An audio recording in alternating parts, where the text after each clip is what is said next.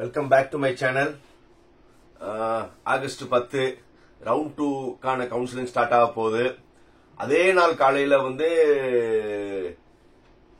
Round 1 not allotted பையங்களுக்கு என்னென்ன college வந்திருக்கு, accept and upward first ரவுண்ட்ல கொடுத்தவங்களுக்கு அதே காலேஜ் வந்திருக்கா இல்ல காலேஜ் சேஞ்சஸ் வந்திருக்கா, அது எல்லாமே ஆகஸ்ட் 10 காலையில தெரிஞ்சிடும். கண்டிப்பா என்ன முடிவு வந்தாலும் நீங்க ஏத்துக்கிறதா ஆகணும். சோ அதனால இப்போதைக்கு நம்மளுடைய இது என்னன்னா, நல்ல காலேஜ் நம்ம நினைச்சது அக்செப்ட் பண்ண அப்போர்ட்ல நல்லதா வரணும்னு எல்லாரும் வேண்டிக்கோங்க. ரைட். இப்போ ஆகஸ்ட் 8, 9 இந்த 2 நாள் என்ன நடக்கும்னு நீங்க முதல்ல தெரிஞ்சுக்கோங்க. அப்பதான் உங்களுக்கு அந்த ஒரு கிளியர் ஐடியா கிடைக்கும். ரவுண்ட் 2ல வேகன்சி எப்படி வரும், அதே மாதிரி அக்செப்ட் அண்ட் அப்போர்டுக்கு எப்படி வரும், அதே மாதிரி நாட் அலாட்டட் பையங்களுக்கு எப்படி வரும், டிக்ளைனட் அப்போர்ட் கொடுத்தவங்களுக்கு எப்படி சீட்ஸ் வரும் முதல்ல தெரிஞ்சுக்கோங்க. இப்போ ஆகஸ்ட் 7 5 நாள் முடிஞ்சிருச்சு. ஏன்னா டிஎஃப்சி போறவங்க, அக்செப்ட் பண்ண அப்போர்ட் போட்டவங்க டிஎஃப்சில போய் 5 நாள்ல அவங்களோட ஒரிஜினல் சர்டிபிகேட்டும் என்ன ஃபீஸ் பே பண்ண சொன்னாங்களோ அது அவங்க பே பண்ணி இருந்திருக்கணும். அதே மாதிரி அக்செப்ட் கொடுத்தவங்க, அக்செப்ட் அண்ட் ஜாயின் கொடுத்தவங்க ஆகஸ்ட் 7 என்ன செஞ்சிருக்கணும், காலேஜ்ல போய் சர்டிபிகேட்ஸ் ஹேண்ட் ஓவர் பண்ணிட்டு காலேஜ்ல என்ன ஃபீஸ் கேட்கிறாங்களோ அது பே பண்ணி அங்கே ப்ராசஸ் முடிச்சிருக்கணும்.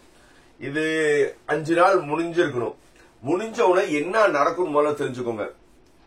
இப்போ இந்த 5 நாள் முடிஞ்ச உடனே அன்னைக்கே என்ன செய்வாங்கன்னா, ஒவ்வொரு காலேஜ்லயும் ஒவ்வொரு அட்மிஷன் விழுக அவங்கள்ட்ட சிக்னேச்சர் வாங்கி அலாட்மெண்ட்ல சைன் வாங்கி எல்லாமே வந்திருக்கும். இப்போ ஒரு காலேஜ்ல 350 பேர் ஒரு காலேஜ் சூஸ் பண்ணிருக்காங்கன்னா டிபார்ட்மெண்ட் வைஸா சைன் வாங்குவாங்க. வாங்கி இதுல 350ல எத்தனை பேர் ஜாயின் பண்ணாங்க, எத்தனை பேர் ஜாயின் பண்ணல. 350ல ஒரு 330 பேர் ஜாயின் பண்ணாங்க, 20 பேர் ஜாயின் பண்ணலன்னா அந்த 20 பேர் எந்த டிபார்ட்மெண்ட் எந்த கம்யூனிட்டியில ஜாயின் பண்ணலன்னு அந்த ரிப்போர்ட் ஒவ்வொரு காலேஜ்காரங்களும் டிஎன்இ ஆன்லைன் டோட்டுக்கு அவங்க ரிப்போர்ட் அனுப்பணும். அதே மாதிரி டிஎஃப்சி சென்டர்ல என்ன ஆகும்னா, யாரு அக்செப்ட் பண்ண அப்போர்ட் கொடுத்துட்டு டிஎஃப்சி சென்டர் போகணும். அப்படியே டிஎஃப்சி சென்டர் போகாதவங்க நேமும் ஒவ்வொரு டிஎஃப்சி சென்டர்லயும் டோட்டுக்கு அனுப்பி வைப்பாங்க. ரைட். இந்த ப்ராசஸ் புரிஞ்சிருச்சா?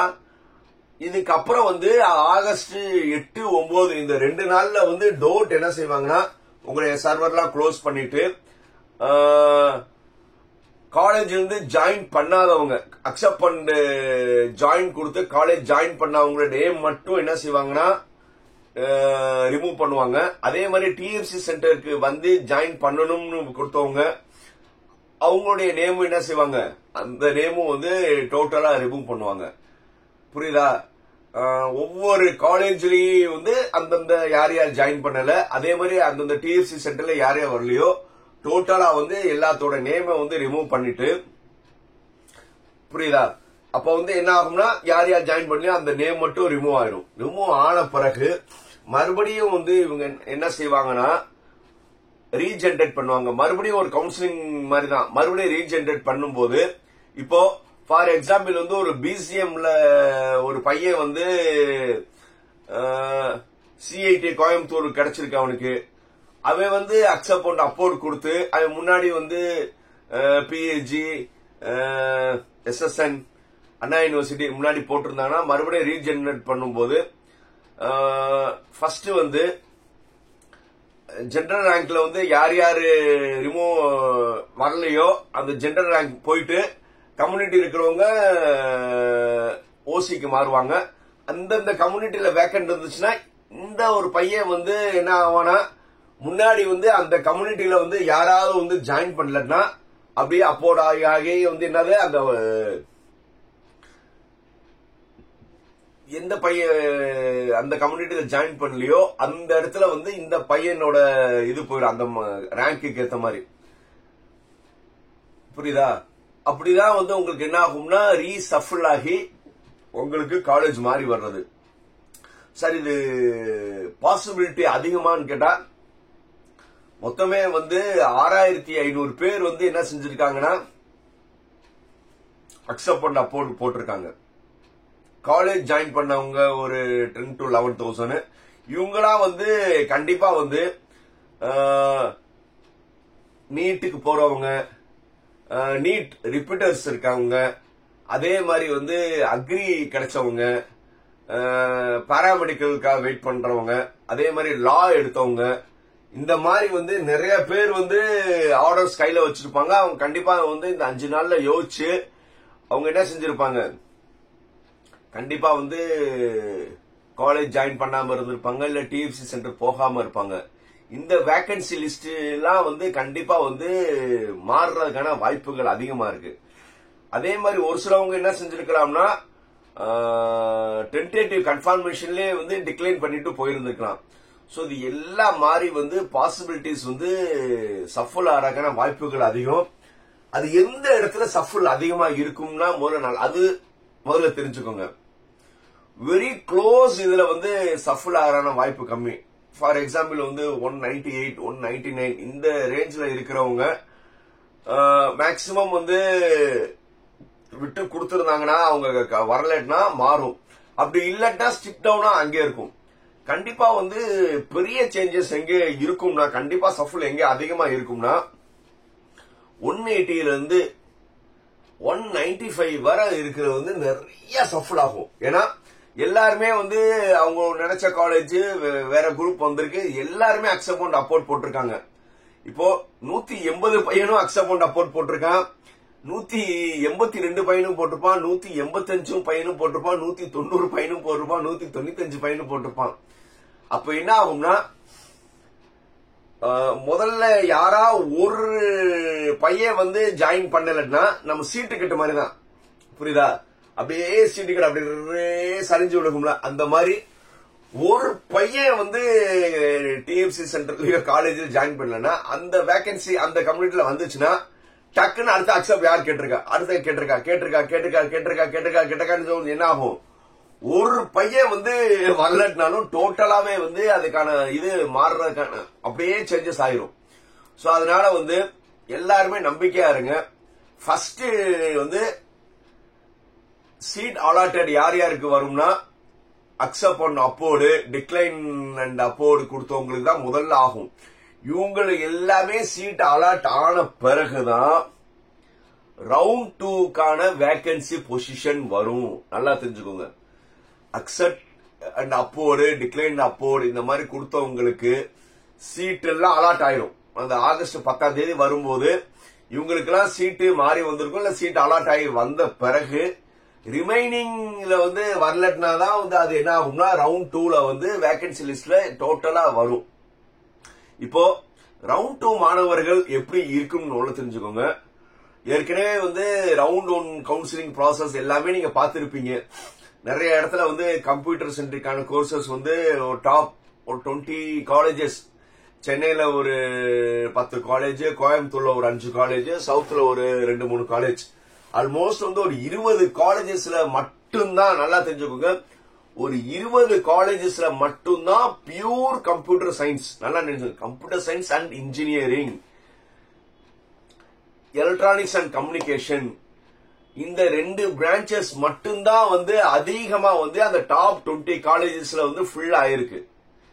புரியுதா?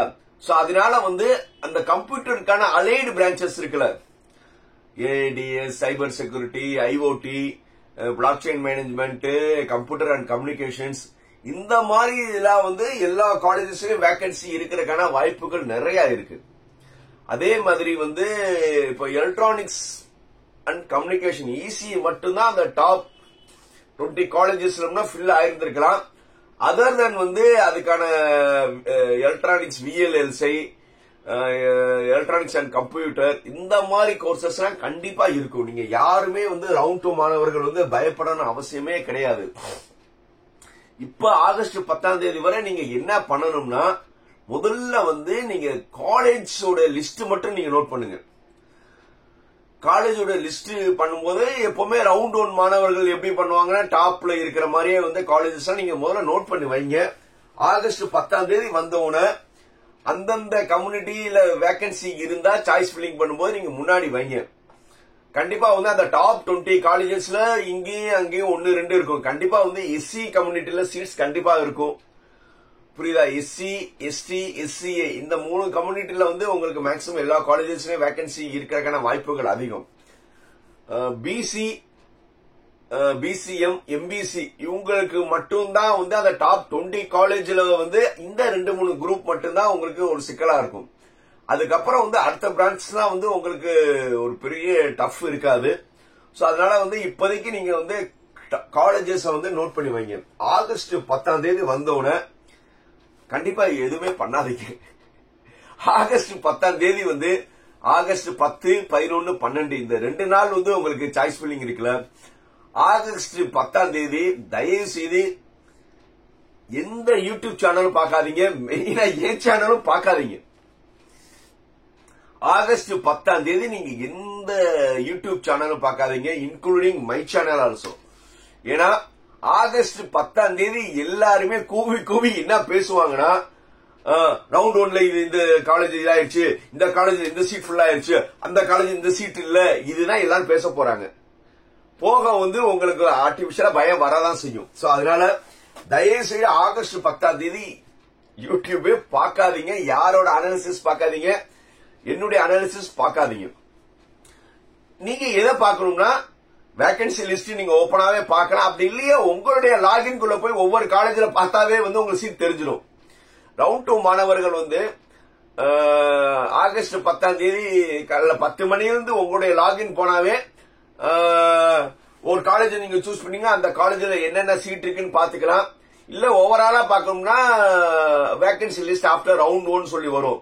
அதை டவுன்லோட் பண்ணுங்க. முதல்ல அதை டவுன்லோட் பண்ணி நீங்க வந்து எந்தெந்த மாதிரி காலேஜ் வந்து நீங்க படிக்க விரும்புறீங்களோ, ஏற்கனவே நீங்க வந்து இப்போதைக்கு அந்த காலேஜ் லிஸ்ட் எழுதி வச்சுக்கிட்டு அந்த காலேஜ்ல வந்து ஓசியில எத்தனை சீட்டு, உங்க கம்யூனிட்டியில எத்தனை சீட்டு, ஓசியில ஒரு 3 சீட் இருக்கு, உங்க கம்யூனிட்டியில ஒரு 20 சீட் இருக்கு.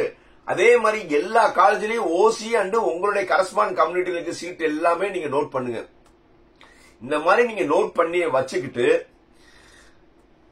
ஆகஸ்ட் 11 நீங்க சாய்ஸ் பண்ணா போதும். ஏன்னா 10 வந்து ஏற்கனவே வந்து உங்களுக்கு இந்த காலேஜ்ல சீட் இருக்கா இல்லையா, நான் ஒரு காலேஜ் சீட் இருக்குன்னு நினைச்ச சீட் இல்ல, அந்த மாதிரி உங்களுக்கு அந்த வருத்தங்கள்லாம் இருக்கும்.